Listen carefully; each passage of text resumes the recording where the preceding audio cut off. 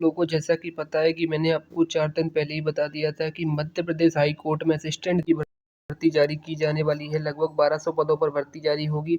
तो लगभग 1150 पदों पर भर्ती जारी कर दी गई है। लगभग मैंने 4 दिन पहले आपको वीडियो के माध्यम से और टेलीग्राम के चैनल के माध्यम से आपको बता दिया था कि मध्य प्रदेश हाई कोर्ट में इसी महीने की लगभग 20 तारीख तक आपकी भर्ती देखने को मिलेगी।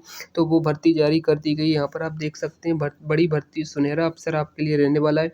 क्वालिफिकेशन की बात करें तो आपका ग्रेजुएशन यहाँ पर आपका क्वालिफिकेशन रखा गया है।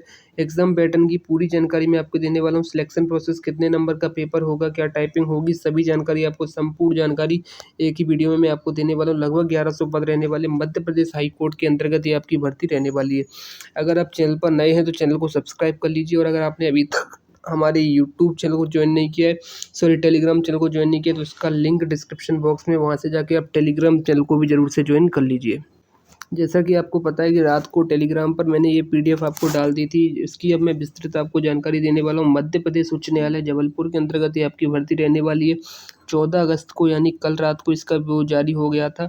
इसके जो ऑनलाइन आवेदन की जो तारीख है वो 17 तारीख से, यानी कि परसों नरसों से, यानी मंडे से आपके इसके फॉर्म भरे जाएंगे। वहीं 12 बजे से, इसके दोपहर 12 बजे से फॉर्म भरे जाएंगे। अभी फॉर्म भरना स्टार्ट नहीं हुए। फॉर्म की अगर कोई भी डाउट है तो आप हमको कमेंट में पूछ सकते हैं। इसके बाद अगर आपकी इसके आवेदन की अंतिम तिथि की बात करें तो इसकी जो 15/9 यानी कि लगभग 1 महीने इसके फॉर्म चलेंगे। आवेदन में अगर कोई त्रुटि हो जाती है तो 19 सितंबर तक, और आवेदन त्रुटि में सुधार की अंतिम तिथि का जो आपका वो है वो लगभग 21 तारीख तक आपका रखा गया है। ऑनलाइन प्रारंभिक परीक्षा बाद में अधिसूचित की जाएगी, यानी अभी कोई डेट फिक्स नहीं है, लेकिन मैं आपको पहले ही बता देता हूँ। इसका जो एग्ज़ाम होगा वो जनवरी 2027 में होगा, और लगभग 2027 में अगस्त तक आपकी ये भर्ती पूरी तरीके से पूर्ण कर ली जाएगी। तो जनवरी 2027 में इसका एग्ज़ाम होना लगभग फिक्स है। इसकी अगर देखिए, इसकी जो अगर आपको फॉर्म भरने हैं तो वो आपको एमपी हाई कोर्ट की इस वाली वेबसाइट से आप अपना फॉर्म भर सकते हैं। बाकी समय समय पर मैं आपको समस्त जानकारी प्रोवाइड कराता रहूँगा।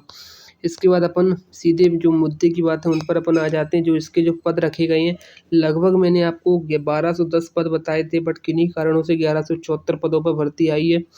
यहाँ पर आप देख सकते हैं साई ग्रेड 3 की भर्ती रहने वाली है। 1174 पद आपके रहने वाले हैं। 1900 ग्रेड पे जो अपने यहाँ पर असिस्टेंट से ग्रेड 3 की वैकेंसी आती है उसी वाली ये वैकेंसी है। 19,500 इसका आपका बेसिक रहने वाला है। 62,000 तक यहाँ पर आपकी रहने वाली है। इसमें जो सबसे अच्छी बात है कि जो जिला न्यायालय ने वो अपना यहाँ पर 100% वेतन कर दिया है। आप देख सकते हैं इसके आदेश भी जारी हो चुके हैं, और जो अभ्यर्थी लगे हैं उनको 100% अब वेतन मिल रहा है। यानी जो एमपी में अन्य सरकारी संस्थाओं में 80, 90, 100 वाला चल रहा है, वो एमपी हाई कोर्ट में यानी कोर्ट की भर्तियों में कोर्ट की जो कर्मचारी हैं उनको अब पूरा 100% वेतन दिया जा रहा है। तो इस बात को आप विशेष ध्यान रखें कि इसमें आपको 100% वेतन मिलेगा। कैटेगरी वाइज आप यहाँ पर पोस्ट देख सकते हैं। यूआर की 314 रहने वाली हैं, जिसमें 13% आपकी वो रहने वाली है काल्पनिक जो कोर्ट केस के आधार पर। एससी की 16%, एसटी की 20%, ओबीसी की 325% और 14% आपकी वैसे रहने वाली हैं, और 13% आपकी काल्पनिक रहने वाली हैं। ईडब्ल्यूएस की 118 वैकेंसी रहने वाली हैं। फिर आपका यहाँ पर महिलाओं के लिए 35% आरक्षण, एक्स सर्विसमैन के लिए 10% आरक्षण, और दिव्यांग के लिए 6% आरक्षण। इस प्रकार आपके कुल पद आपके यहाँ पर हो जाते हैं, लगभग 1174 यहाँ पर पद हो जाते हैं। अगर अपन क्वालिफिकेशन की बात करें तो क्वालिफिकेशन सिंपल सी है। ग्रेजुएशन आपके पास होना चाहिए। ग्रेजुएशन आपके पास होना चाहिए। देखिए सीधी सी बात है, आपके पास ग्रेजुएशन होना चाहिए। सीपीसीटी आपके पास होना चाहिए। अब सीपीसीटी यहाँ पर आपके पास हिंदी प्लस इंग्लिश दोनों की शायद बात की गई, क्योंकि यहाँ पर CPCT score card exam passed from agency for promotion of information technology MAP IT और any other agency institute recognised by MP government. यानी यहाँ पर आपके पास सीपीसीटी का वो होना चाहिए हिंदी टाइपिंग के साथ, और इसके साथ आपको 1 ईयर का डिप्लोमा होना चाहिए कंप्यूटर एप्लीकेशन में।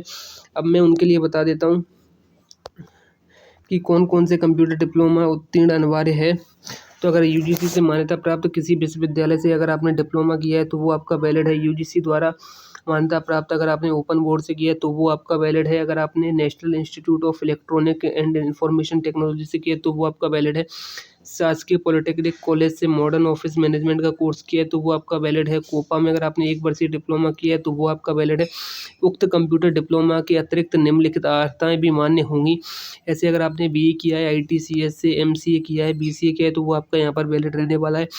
AICTE से आपने पॉलिटेक्निक में कंप्यूटर साइंस या कंप्यूटर या इंफॉर्मेशन टेक्नोलॉजी में अगर आपने पॉलिटेक्निक यानी डिप्लोमा 3 वर्ष वाला किया तो वो आपका वैलिड रहने वाला है। इसके बाद अपन देख सकते हैं BCA BCom की डिग्रियां जिनमें केवल कंप्यूटर के लिए एक विषय का अध्ययन सम्मिलित है मान्य नहीं होगी, यानी BSc या BCom की डिग्रियों में जिनमें केवल कंप्यूटर के एक विषय का अध्यापन सम्मिलित है मान्य नहीं होगी, यानी BSc की परीक्षा पास की है तब मार्कशीट पर ITCS देखिए यहाँ पर साफ साफ लिखा है।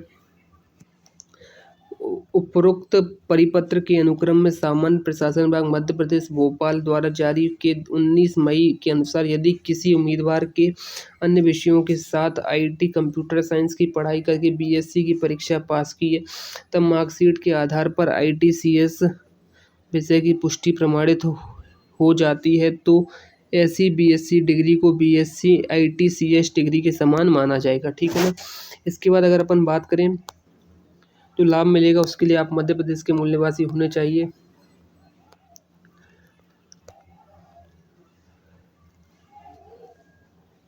अपन नीचे आ जाते हैं, यहाँ पर अन्य हारताएं वगैरह वो सब ठीक है। आप जब नीचे आएंगे तो यहाँ पर क्वालिफिकेशन बुक, इसके बाद आपको जो एग्ज़ाम पैटर्न है वो आपको देखने को मिलेगा।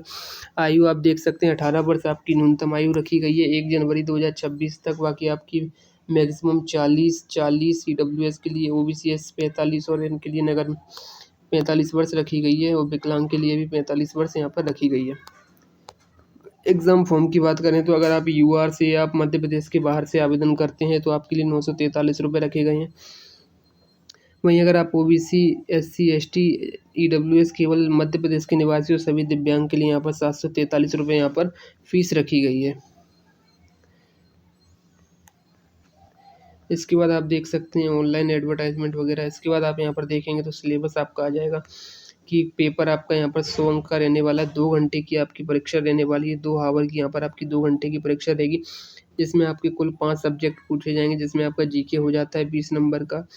20 नंबर का आपका मैथ्स और रीजनिंग हो जाएगा। इसके बाद आपका 20 नंबर का हिंदी हो जाएगा और 20 नंबर का इंग्लिश नॉलेज हो जाएगा और 20 नंबर का आपका कंप्यूटर नॉलेज। टोटल 100 नंबर आपके यहाँ पर हो जाते हैं। एक विशेष बात, कंप्यूटर सिर्फ आपका इंग्लिश में पूछा जाएगा, आपका इंग्लिश में रहेगा, बाकी हिंदी में, क्योंकि कंप्यूटर कुछ अभ्यर्थी हिंदी में ही पढ़ते हैं तो उनको बता दूं कंप्यूटर इंग्लिश में सिर्फ आपका यहाँ पर पूछा जाएगा। 2 घंटे की आपकी परीक्षा रहने वाली है।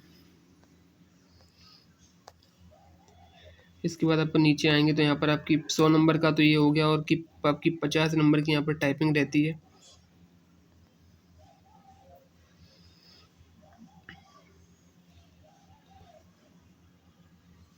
यहाँ पर आप देख सकते हैं जो आपकी जो टाइपिंग रहेगी वो आपकी यहाँ पर 50 अंकों की होगी। यहाँ पर आप देख सकते हैं हिंदी टाइपिंग के आपके लगभग 350 बढ़ रहेंगे। मार्क्स आपके 50 रहने वाले। 10 मिनट हिंदी टाइपिंग की कुशल परीक्षा 50 अंकों की होगी। अब यहाँ पर आप जब देखेंगे अपना कंप्यूटर कीबोर्ड ले जाना आपका यहाँ पर वैलिड नहीं रहेगा। एक सबसे इम्पोर्टेंट बात है, पॉइंट नंबर 3 आप यहाँ पर देख सकते हैं। आपको समस्त परीक्षार्थी को हिंदी टाइपिंग रेमिंटन गेल में ही करना होगा, यानी आपकी जो रेमिंटन गेल में आपकी हिंदी टाइपिंग का होगा। आपको SI ग्रेड 3 में 10 मिनट में 350 मीटर स्क्रीन पर में देखकर टाइप करना होगा। 10 मिनट में अगर आप 350 बार टाइप करते हैं तो आपका यहाँ पर हो जाएगा। यहाँ पर टाइपिंग के दौरान डिलीट की, एरो की और माउस बंद रहेगा। सुधार कार्य के लिए परीक्षार्थी को केवल बैक स्पेस की का उपयोग करना होगा, यानी सिर्फ आपका बैक स्पेस यहाँ पर अलाउड रहेगा। अभ्यर्थी इस तथ्य का विशेष ध्यान रखें कि हिंदी टाइपिंग कौशल परीक्षा के दौरान शोर मचाने वाले अथवा किसी भी प्रकार का व्यवधान डालने वाले को परीक्षा से बाहर किया जाएगा। यहाँ पर आप देख सकते हैं टाइपिंग का मूल्यांकन अगर आप देखें तो CPCT द्वारा निर्धारित मापदंड के अनुसार किया जाएगा।